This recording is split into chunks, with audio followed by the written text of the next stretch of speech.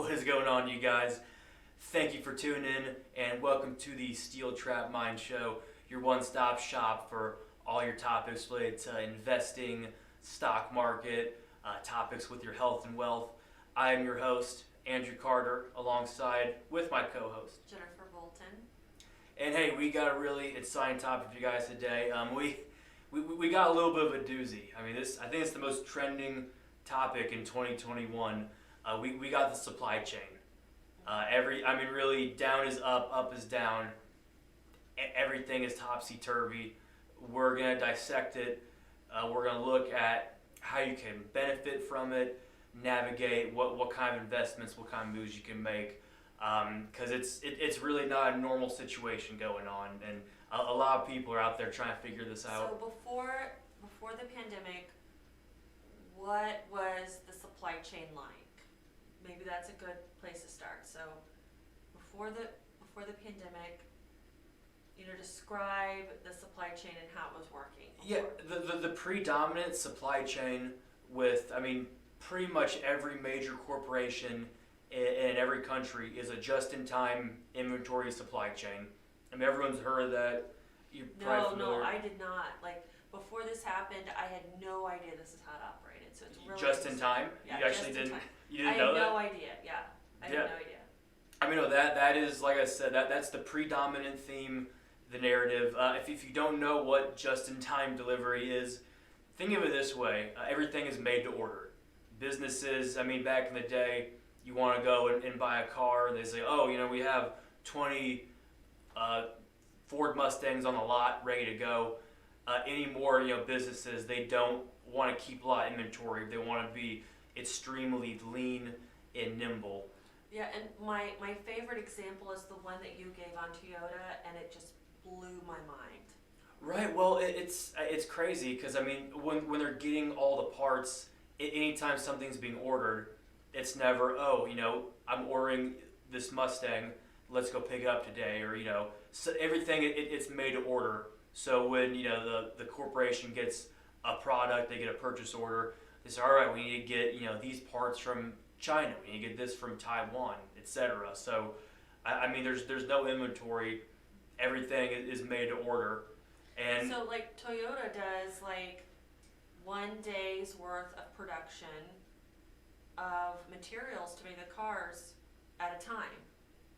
So that means they're getting a shipment every day for 1 day. All those different components that go into a car, they get trucks every day for just 1 day of building their cars. Yeah, it's crazy.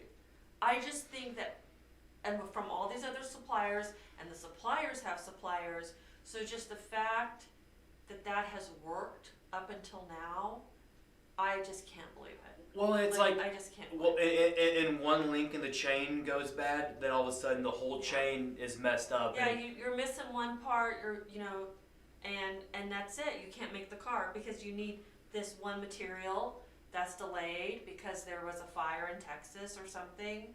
Or the hurricane in the Gulf. Right, and then now you can't make Wait, the did you say a fire in Texas? No, it was actually winter. It was winter. It was actually people were dying from. It was the exact opposite. Yeah, but I was just using a weird example, but something like a natural disaster can happen. You don't get a raw material, then you can't make the seats, and you can't produce the whole car. Well, and these cars, you have thousands of components, and if you even have 2 or 3 components you can't get, that messes everything up. And especially when it's the really critical components, the batteries, the computer chips, etc. Our supply chain, for everyone at home, try and dissect this. The just-in-time inventory supply chain was never meant to handle a pandemic. It just wasn't. And there were people, Thomas Friedman wrote one of the best-selling books of all time, The World is Flat. 2004, he warned about this. He said if there's a pandemic, we have a very fragile supply chain to handle that. Wall Street Journal. Is that one dude I really like? That black economist? Thomas Sowell. Oh, that's Thomas Friedman. He's a really great author. New York Times best-selling author. It's Thomas Sowell that I just think really knocks it out of the park. Thomas Sowell's great, but the economics that he talks about is way different. He looks at a lot more cultural aspects and kind of nuances like that. He's not really, global macro economic. But anyway, like I was saying, Thomas Friedman wrote this best-selling book, predicted that he actually even predicted it'd be a COVID SARS pandemic. He said, I mean, that guy was spot on. 2004. Well, they were telling us in school, like, actually, when I was getting my master's degree around that same time, they were telling us that based on the last flu pandemic, that we were overdue. That any time we were going to have a pandemic. So they were telling us back in that time period, 2004, that we were overdue for a pandemic even back then. Right, and people knew it. We have a pandemic. This is going to happen. I mean, even Wall Street Journal, they wrote an article about 2006 showing why the supply chain is messed up for if there's anything global pandemic related. So from our research, we came up with 4 different areas of the supply chain that have fallen apart. Yeah, to put it lightly. And right now, what we're seeing on the news is the port congestion. Yes. So let's touch on that. Let's touch on the port congestion. Well, I mentioned I was out in Los Angeles, and I stopped by the port of Long Beach, which is the second biggest port in the country, and they're so backed up. I mean, it's something like ships having to wait on average a month, like to even dock. Yeah. By the way, Long Beach, right next to Catalina, where the fucking wine mixer happens. I think that's why the port's so. I want to go to the wine mixer. That's why the port is so congested, because the wine mixer. Is the Catalina wine mixer a real thing? Yeah, the wine mixer was so lit. I was down there. It was such a huge party. They had so many wine shipments coming in. It backed up the port, and it caused the whole global supply crisis. Okay, so we have port congestion, and part of that reason is in 2016. These shipments. What are they called? Shipping containers. The technical term is container intermodal. operators. Container operators. We were down to 6.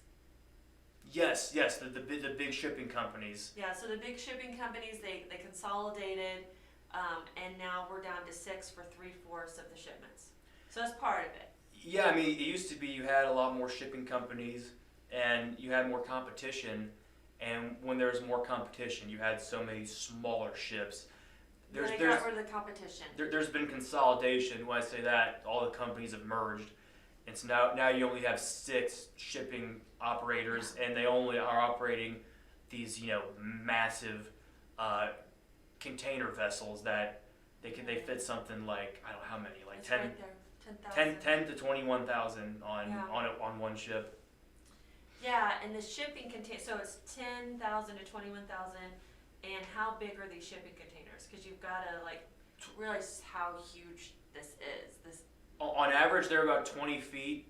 The height is about 8.5 feet. So 20 feet by 8.5 feet, and the width, hard to get an answer on, but really it's whatever the width is going to be on a typical semi truck. Yeah, because it's literally the load that you're seeing a semi pull is just one container, and these ships are so huge that it's 10 to 21,000 of those. Yeah. So it's just a massive scale. And now retailers, these ships are sitting in ports. They've been disrupted because of quarantining, and so they're sitting, and then everything's backed up. Like the ballet of this happening has totally been disrupted, right? Well, yeah, and what a lot of people don't realize, all the headlines, everything, it says that there's a big shortage of shipping containers. It's actually not the truth. There's not a shortage. What it is a misallocation, disallocation. I don't know if those two words offset, but it's a huge misallocation of container ships. When the pandemic started, I mean, in typical fashion, goods are shipped from China, from South Korea, Asia, and a third of all those container ships are docking into either Port of Los Angeles or Port of Long Beach. And once the container ship, all the goods are in it, and then once it docks, all the goods are emptied out. And it's on its way. All your computer chips, your trucks, and then all those ships are then sent back to China, to Asia, and then they're reloaded. But instead they're sitting, right? Yeah, when the pandemic started, you had so many shipping lines that were just immediately canceled. you had ships that were in the middle of the ocean that basically were said, hey, there's a pandemic, go dock, to the nearest local port, we need to quarantine everybody. You had container ships that were in the U.S. that were not sent back to China. So I mean, they're playing catch up because I mean the typical, it follows an A to B pattern, and that whole everything got miscombobulated where all the ships are in the wrong places, and all the shipping containers are just it's just like this really complicated puzzle game that the more you look into it, the more it's this crazy elegant it gets. dance that's totally been disrupted. Yeah.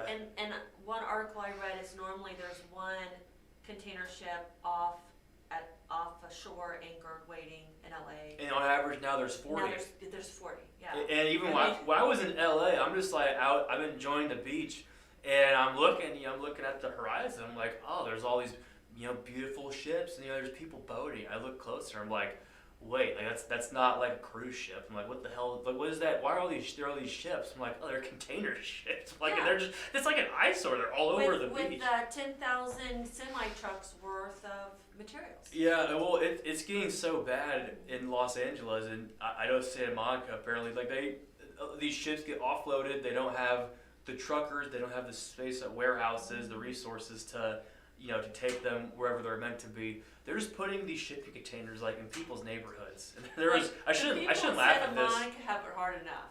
I know. I mean, Okay. people in LA in general have it hard enough. Yeah, I should hard enough laugh at this. Like, you don't want to laugh at someone's plight, but it's like a little funny. But a shipping container fell off a truck onto someone's car in Santa Monica and totaled their truck. I mean, talk about a shitty day. And like, how often does an insurance claim come up for that? Like a shipping container falls off a whole truck. And that's because, number 3 is the slow supplier deliveries, but we can pop that over the trucker problem because you have to have people there on the dock to get these containers off the ships. And there's a trucker shortage, so we don't have the people to get them off the truck.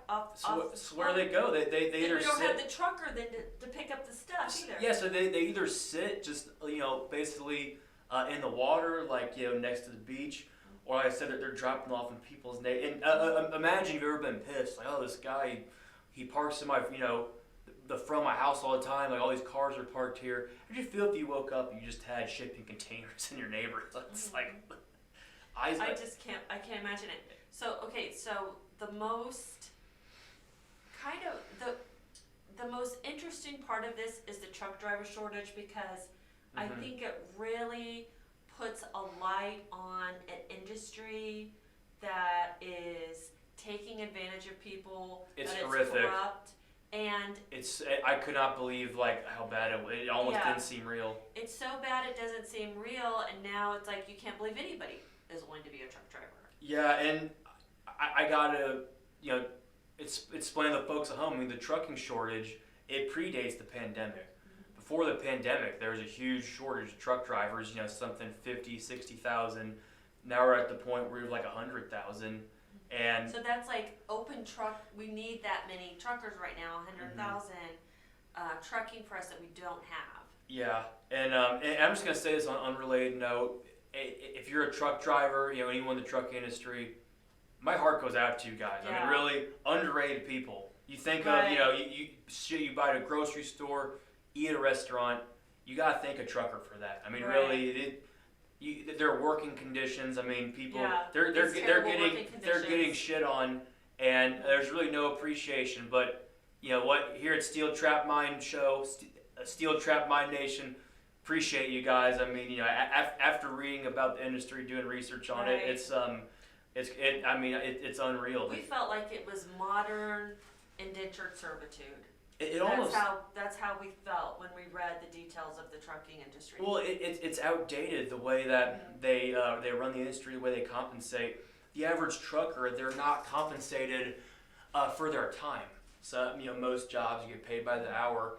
Truckers, they're paid by the mile driven, and the problem is as we mentioned earlier in the episode, the average freight unloading times used to be a trucker 30 minutes. It takes a half hour.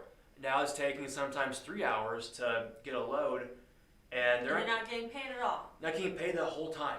Right. And a lot of the independent owner operators, they have to go into debt to start their business. I mean, they have to pay $2,000 to $8,000 for a commercial license, and then some of them are doing you read about the lease to own agreements. Your rig, and it's so expensive that you're basically working to pay off your rig. Yeah. And you're not making any money. You're working 70, 80-hour weeks just to pay off your rig. And in the laws, they don't get overtime. I mean, it just seems criminal. It just seems absolutely criminal. Working 80 hours a week, and then they're averaging about $50,000 a year. So they're maybe averaging 15, 16 hours. But in this level of inflation, that's just not. So we're saying, like, one number we got was $16.50 an hour is what it worked out to. You'd be better off just working at Starbucks than like driving a big rig for 70 hours. Or a lot of them go into construction, plumbing, HVAC. I mean, they're saying, most people who are blue collar, they say, why be a trucker? I can do these other jobs that pay better and the working conditions aren't as bad. When something like this happens and there's a disruption, there is now an awareness. I think two things could possibly happen here. Either we're going to get better paid for truckers and they deserve it, and I would rather pay more for something and have these truckers be compensated. I mean, that's just how I feel about it. They really need to be. They need to be treated better. They need to be treated better. We have inflation because we've overprinted money. And because of the supply chain we're talking about, but that too. I would rather pay for the truckers to get paid what they're worth. These guys, I think, should make $100,000 a year. That's what I think. I mean, these 70, 80 hours a week, you're away from your family. Yeah. I mean, just on the road doing 16, 17-hour, hauls. I mean, it's in the average age of a trucker is like 45 years old. I mean, it's again. I mean, damn, my heart goes out. That's, I mean, very underappreciated people. Yeah, my best friend's dad in high school, he was a trucker, and we didn't see him that much. She's my best friend. I spent a lot of time at her house, and they lived in a very tiny house in a small town, and they were, a poor family. So, yeah, and he was in a terrible accident, and his driving partner, was killed. So it's this really rough business that you don't get a lot out of financially. Well, and because they're encouraged, like, oh, you only get paid to drive so many miles. So many of them are working themselves to the point of burnout, exhaustion and that's unsafe driving conditions for people on the street. It's dangerous. It's like the most dangerous vehicle you can drive is this truck with this payload in it, and you've got an exhausted person behind the wheel. And should we train these people like royalty? Train them like indentured servants? Well, and it's okay if we have a situation here. Everyone's like, you got to protect jobs. You got to protect jobs. If we have a situation where we're coming to the place in society that people don't want to do these jobs anymore, then we can develop that technology to have these be automated, self-driving cars. And it's probably going to go that way. And I think it should. One way. I think it should. We shouldn't fight progress. It means that these people can contribute to society in another way. You can't assume that these jobs are gone and these poor people will never have jobs. They're going to have a more fulfilling job than driving a big rig, and we can make that technology. We can, we can do it. Like, everybody that says we can't do it, I'm like, we can do it. I say it's both. I mean, treat them better, pay them better, have self-driving automated trucks. I don't see why you can't have it integrated. Right. Have the best of both worlds. I mean, let's as a society, let's have our cake. Let's eat it too. Right. I think that we would just step towards it. Like, we start with a self-driving car that's manned. So in case there's an emergency, you have somebody there. But it takes some of the pressure off the driver, or a lot of the pressure off the driver. Then maybe we get to the point where it's someone remote that's like an air traffic controller keeping track of all of them, and we can get there with it. I don't think we should fight that. I don't think we should fight that type of progress. I think that we need to realize that this is good for our society, that these jobs that people don't want to do, that's okay. That's okay.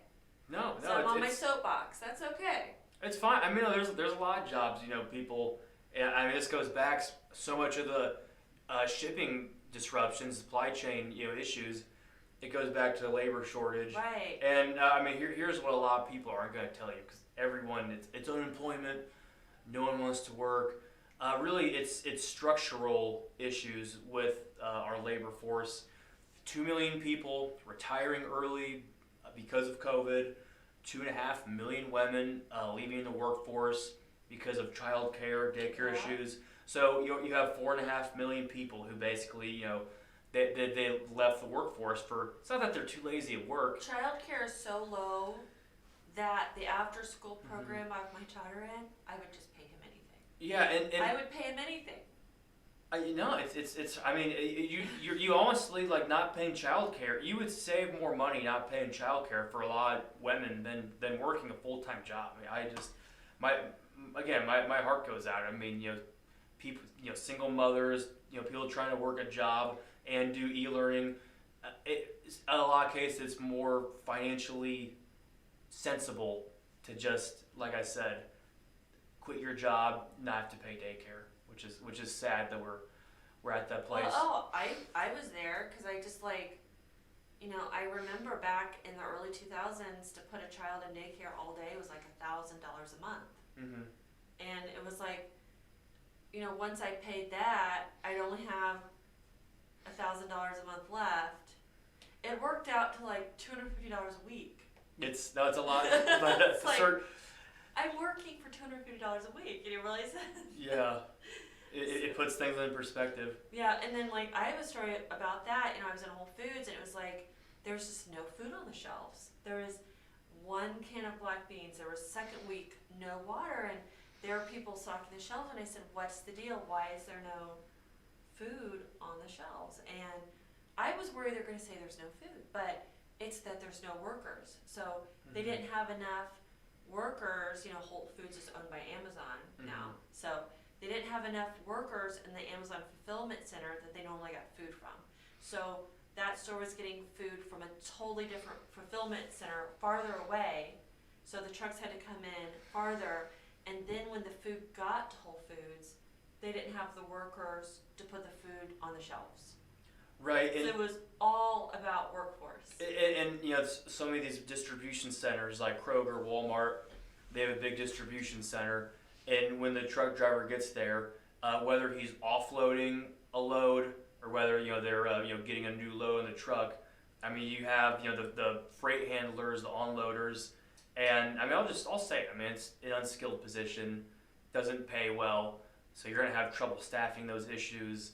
And I'm fortunate to say this too. I've talked to people who work in the freight brokerage industry, people who do trucking, so people who do like unskilled jobs. Typically, you're gonna find high school kids, college kids, or people who are drug addicts and could have drug addiction issues. Just you have a lot of problems staffing these positions, and I mean you have 20 pallets on a truck. I mean you need a lot of manual labor to offload. Well, and we're also talking about companies. If we want to just kind of go there, we're talking about companies that are making massive profits. Yeah. Like Amazon. You could Walmart, Kroger, McDonald's, where you have these, they could afford to pay people better. Yeah, and I mean, look, ultimately you're gonna have to. I mean, they fought the higher wages for so long, and now they're complaining, we can't find people. It's just like gotta pay more. Is that you I don't feel sorry for Whole Foods. I've got so much too. I know, you have so much attitude. I don't feel sorry for Whole Foods because I, on the regular, pay for $7 loaf of bread here. Had one unpleasant whole paycheck. You had one unpleasant whole paycheck experience. I've had multiple. On them. I have multiple, and I keep going. Just going on. But keep going back. All right, we're gonna circle back. We got to get on top. The labor shortage. It's a big part of supply chain, and I also didn't mention for people who are mentally ill, drug addicted, that's affecting the labor force. But anyway, so the labor people force. People are so afraid. They're not. There's people that are just exited out of society because of fear. Yeah.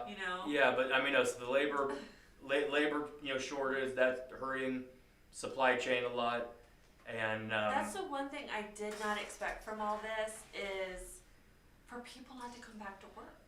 It's just the biggest shock, and I think it's ultimately going to be good. I think that we're putting pressure on the weak spots. It seems like there's an awakening happening Yeah. with people in the labor force, especially some of these unskilled positions, and everyone's getting a really good look in the mirror at themselves and at each other, and it's deep. And so we're also seeing like a rising cost of raw materials. And components. Mm-hmm. So that's also affecting the supply chain as well. Yeah, and I mean, the average price for a shipping container to ship from China to the U.S., a shipping container on a vessel, I mean, it used to average, $2,000. Now it's averaging roughly $10,000. Yeah, that's what I read too. Mm-hmm. Yeah. Staggering. Yeah, and Absolutely what's staggering. neat though is that there's these companies that are realizing what's going on and are buying these smaller shipping fleets and these smaller boats where it's only 2,000 shipping containers that are the size of a semi, only 2,000, and they're starting to come in and fill in the gap for retailers. Yeah, Walmart and Lowe's, they're commissioning their own shipping vessels, and we mentioned earlier all the consolidation, all the big shipping companies, they only specialize in these massive vessels. So if you're a small business, a small operator, they were squeezed out. They're completely squeezed out. There are even small businesses that are looking, not just the big guys at Walmart, small businesses are saying, hey, like we'll have our own small shipping vessel and hire 1099s to go all the way to China and back to get our imports. That's what's coming. It was we just lost her. It was like unheard of to put one of these small vessels, out to sea to go to China, and it's happening. Mm-hmm. But I think it's neat that there's a niche now for the little guy, that there's a niche for a small company to get in there and make some money, and not everything's going to huge corporations, and I like that. Yeah, I do too. Even though it's painful, it's painful. I was trying to buy, I know, so this is superficial, I was trying to buy new Christmas bedding, and I couldn't decide because I had to base it on what I could actually get before Christmas. I'm like, well, okay, I'm not going to get that in time. Or anyone watching this, we'll have this video released before Christmas. Go to your Christmas shopping now. Yeah. Now. Don't wait. So that's a good thing for us to talk about. What does that mean for us in the short term? So, as a nation, personally, how should we handle this? Does it just mean that we need to buy less? I think the good news about everything with the supply chain issues, it's not there's not lack of demand. So people are buying plenty of products. It's all an issue about supply. So in the long term, I don't think just-in-time inventory is going to go away. I think the cost savings are too good, and you wouldn't want it to go away because everything is going to be more expensive. I think a lot of supply chains are going to be more localized and simplified. I think these companies, especially the car companies, are going to have to have more inventory, especially of the critical components such as the batteries, computer chips. Yeah, that's what I read too. Some of the critical but less expensive items to have in the stockpile. So there's going to be a big adaptation. I think especially in China, and I would really say in China, the supply chain might move away from China more. Good and bad news. It's going to be more expensive if everything is not made in China. Part of the reason we've had no inflation the way we have is because everything is made in China so cheaply, and they're trying to go to Vietnam or Indonesia and some of these other low labor cost nations, and so it's going to be a very interesting development to see how maybe it'll change our habits in the long term. Instead of buying 5 new pair of inexpensive jeans every year, we buy a couple really nice made pairs and wear those. We were talking about Ross. Dress for less. The dress for less, and I kind of oh, rah. I say Sebastian Maniscalco. He's one of the best. Go up his Comedy Central special. His joke about Ross dress for less, and he was saying they don't package anything, and he's it's 50 cents for a thing of forks, and you know what, but it's a gambling game because I open it and there's no forks, there's underwear. but I paid 50 cents for it. I don't. But it's like throwaway fashions and the stuff that we've been just consuming. Maybe we need to, calm it down. Yeah. No, I would definitely say so. I mean, the good news also, I don't think the supply chain, it's not going to be this messed up forever. Yeah, it's going to. I would say probably to the end of 2022, really the pandemic has to end. The computer chip shortage needs to end. I think a lot of the inflation, I think it is, the Federal Reserve calls it transitory. It's a very fancy way to say temporary, but when you're academic, you say transitory. So there's transitory, and then there's structural. I actually do think that it is more short-term transitory. I don't think it's permanent structural. So that's the good news. However, I do think it's probably going to be till the end of next year. I think it's more barren shelves, more expensive goods. That's going to last in till the end of next year. So you're going to have to adjust your buying habits, your consumer expectations, and the funny thing though, I mean, a lot of inflation expectations are driven by what I just said. Inflation is driven by inflation expectations. So maybe like the end of next year, inflation is pretty much ending, but people are still going to think, oh, it's going to keep going on, and then you're going to go to the store, see gas, but oh, what the hell? I was used to stuff being. So hopefully So you think the inflation is going to? It skyrocketed in the last year, but you think it's going to slow down back to that 2% that it was before? I think it's going to go back to 2%. Now, I will say that's contingent on how much is being produced in China. I think so many goods are still going to be exported from China. So based on that, based on the pandemic ending, the supply chain getting back to normal, I think that by 2023. I think most of it is going to be, I think it's going to go back to normal, go back to the way it was. Right now, looking at inflation, I mean, we're at like 6.5% on the year, which is high. But I want to remind everyone, in the 70s, you had double-digit inflation for like several years. I mean, literally, for 6-7 years, you had 10% inflation. Right now, we're at a point where we have 6.5-7% for 1 year. So it's bad, but put things in perspective. It's been way worse before. And wages are going up. Yeah, I mean, they're going up. Inflation goes up a little more than wages, so I guess you could say they're not really going up. But also, when you look at base inflation, you have what are called base effects, where you go back a year ago, and 2020 was so abnormal that inflation was averaging 1%. So when you go from November last year, November this year, you'd say, oh, it's 6.5-7%. That's because, well, it was 1% back then. So when you put it in perspective, I mean, it still sucks, but I mean, taking out base effects, you're looking at still 4.5-5% inflation. We should do a deflation show. We'll do an episode on deflation. That's a whole. Because that's is the something I'm super hyped on. Well, be careful. I'm interested in. Be careful what you wish for. I mean, inflation's bad. For it, but deflation can be bad too. I mean, really, some moderate inflation. The Federal Reserve says some moderate levels of inflation, 2% a year, is healthy.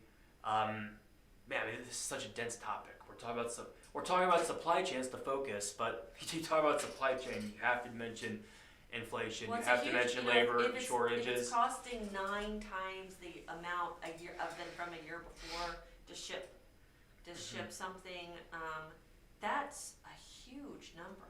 That's 9 times more expensive to ship something. Yeah. So hey, babe. I mean, let's kind of break everything down, wrap it up a little. I mean, so we talked a lot about just-in-time inventory. Mm-hmm. I have to mention as an aside how just-in-time started, because it's kind of a funny story, but it was Toyota who basically pioneered the system back in the 50s, and it was the CEO of Toyota at the time. He was at a supermarket, I think in New York, and now obviously a supermarket, you can't stockpile inventory because bananas, apples go bad. So that concept really just came from supermarkets. Was oh, we're going to stock everything day of, basically. And the CEO of Toyota was at the market, and wow, this is like, it was the most incredible thing he'd ever seen. He's like, this is how the business works. He's like, just whenever you need something, that's when you go get it. And they're like, yeah, like we can't stockpile stuff. And he's like, oh, I'm going to do that for my businesses. And that's how Toyota, they overtook U.S. car companies because they were, nimble, they were quicker, they could respond. I mean, with just-time inventory, they could respond to consumer needs easier when it came to supplying, the market with smaller cars. So I just had to mention it. I thought that was really interesting. I thought it was interesting, kind of funny, the fact that the CEO goes to a supermarket, and that is what kind of influenced his decision. But yeah, I mean, going back. Yeah, the very elements that like streamlined it and saved money, like a year having ago. no inventory cost. Right, and now it's buying this many ass.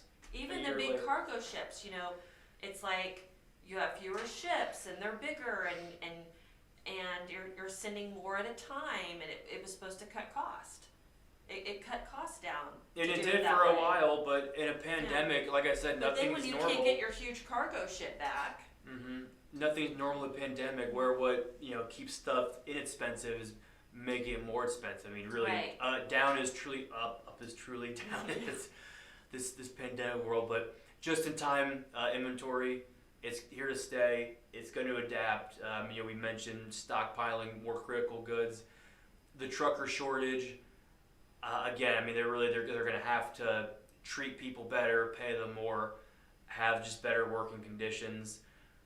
I do want to mention some of the solutions that, like, the administration. I'm not political by any means. I don't want to get into that, but some of the solutions they've been looking to are like kind of like they work, but they're like kind of funny. Like, well, okay, they want to lower the trucking age from 21 to 18. Which you think is a good. Let's give a teenager a huge heavy truck. I mean, that's when you know you're desperate. It's like we have a shortage of truckers. What do we do? Let's give it any 18-year-old can.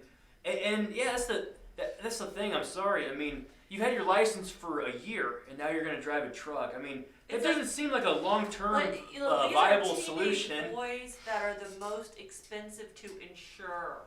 I know. And we're going to put them in. For a reason, like the actuaries. Your leg was in the way a second, but we're on top of each other, close quarters. It's like the most expensive group of people to insure because they're teenager boys, and we're gonna put them. I just love that. That's like, I mean, it's not the worst idea. I say that's the fact that was like a solution they came up with was, I mean, it's not a great idea. It's not it's just one of those things that's like. It's a stopgap. Then the other one. We're gonna train monkeys. Now hear me out. What was the other one? Oh, they were looking at having the National Guard fill in, like having National Guard be truckers and unloaders. Now the problem is, I mean, the National Guard. You have to have the governor activate that. The president can't just say, "Hey, National Guard, go drive a truck, go offload it, go offload supplies." But I can see that for like emergency essential supplies. That's the thing. It's not meant for like it's a very different solution. But I thought that was funny that those two were brought up. Oh, here's one I really like. This is interesting. Is it monkeys? No, but it's something more advanced. It's something you would not have thought of in a million years. Okay. I'm about to drop a big surprise on people. A solution to supply chain. Okay, drop it.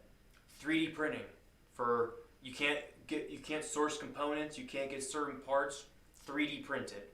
They actually are. They've been doing that. Chevron, some of the big oil companies. I think even Ford did it. They were missing a part. They 3D printed it. The problem is there's no industry standards for 3D printing. Haven't been put. Raw material, like if you need something that's plastic, you can do it with plastic. Yeah, basically plastic, any kind of plastic substitute. Mm-hmm. Very hard, plastic. I don't know if you can 3D print with like carbon fiber. I'm not that familiar with the technology, but again, they don't have industry standards. It's not really been put through the paces in terms of safety. So it's untested, but I think that could work. I mean, talk about thinking outside the box. I love thinking outside the box. I want to have that be a solution. Anytime there's a problem, I just want to say 3D print it. We're doing 3D printing. Someone's like, I don't like, you forgot my wedding dress. 3D printing. Like, I'm just gonna throw that. Anytime there's a problem, I'm throwing that out there as a reason. I mean, it has legs. I think it can stand on its own. It's got legs. But anyway, there's that. What other solutions do we look at? Oh, I mean, truck drivers, paying them more, gonna have to do some form of self-driving, automated trucks. I bet we'll get there. Here's the thing. I mean, it doesn't have to be fully self-driven, but I do think, I mean, Jesus Christ, if you're on the road 16, 17 hours, like, have a Tesla autopilot, like, take your foot off the gas, turn on the radio, kick back, have your car, like, do the, I mean, have like super advanced cruise control and, we have that in the Kia. Like, I would really like to know the technology in these trucks, because we have that cruise control in the Kia where... I don't know if trucks are to that advanced yet. The manufacturing is so much slower. I don't know. The salesperson said, well, you're really not supposed to take your hand off the wheel, but you don't need to have your hand on the wheel. So it like keeps you in the lane. If someone cuts you off and you've got to the car slows itself down, then when the person moves out of the way, it speeds itself up. I feel like I'm not doing anything. So it's like, does these truckers have that? And it's like, I used to parallel park, and you flex on people. I'm a good parallel parker.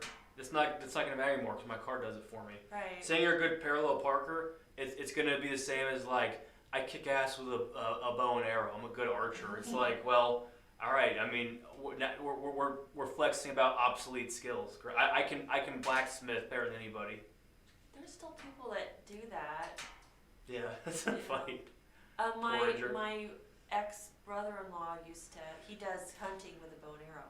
That's badass. Well, you know what has street cred, I think? What's that? The bow and arrow, instead of like going it after does. animals with a gun. That's a man, because then you actually have skin in the game. It's like you hunt a bear with a bow and arrow. It's like I could actually get killed. It's like let's up the stakes. It's just innocent deer.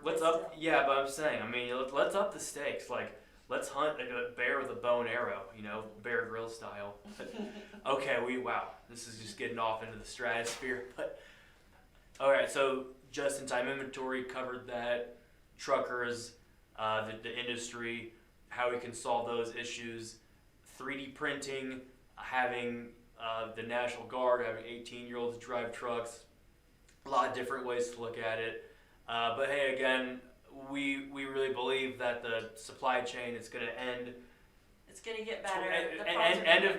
By the end of next year, I think it's going to get better. Hey, in the meantime, some stocks you can buy to help you out in times of inflation like this. Commodities, energy stocks. I would look into anything commodity related.